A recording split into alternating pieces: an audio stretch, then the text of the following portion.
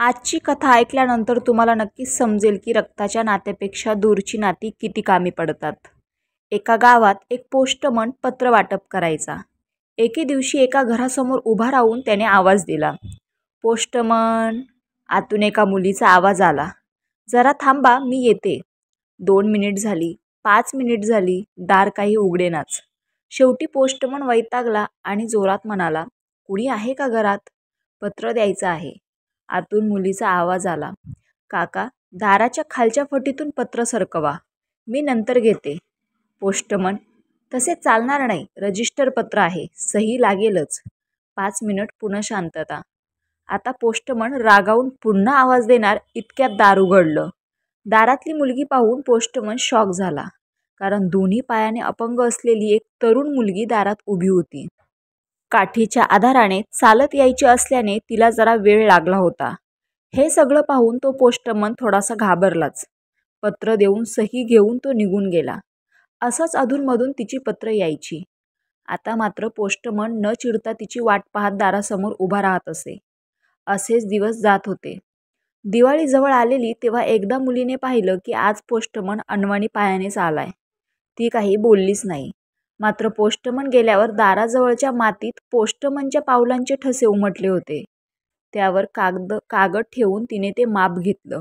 नंतर काठी टेकत टेकत तिने गावातील चांभाराकडे तो कागद देऊन एक सुंदर चप्पल जोड खरेदी केली. रिवाजाप्रमाणे पोस्टमनने गावात इतरांकडे दिवाळी पोस्ट म्हणजेच दिवाळी बोनस बक्षीस मागण्याची सुरुवात केली. अनेकांनी त्याला बक्षीस दिलं. असं करता करता तो त्या मुलीच्या घराजवळ आला. हिच्याकडे काय बक्षीस मागणार, बिचारीवर आधीच अपंगत्वाचं दुःख आहे. पण आलोच आहोत तर सहज भेटून जाऊ असा विचार करून त्याने तिला आवाज दिला. मुलीने दार उघडलं. तिच्या हातात सुंदर पॅकिंगचा बॉक्स होता. तो तिने त्याला दिला आणि सांगितलं, ही माझ्याकडून तुम्हाला थोडीशी बक्षीस आहे, पण घरी जाऊन बॉक्स उघडा.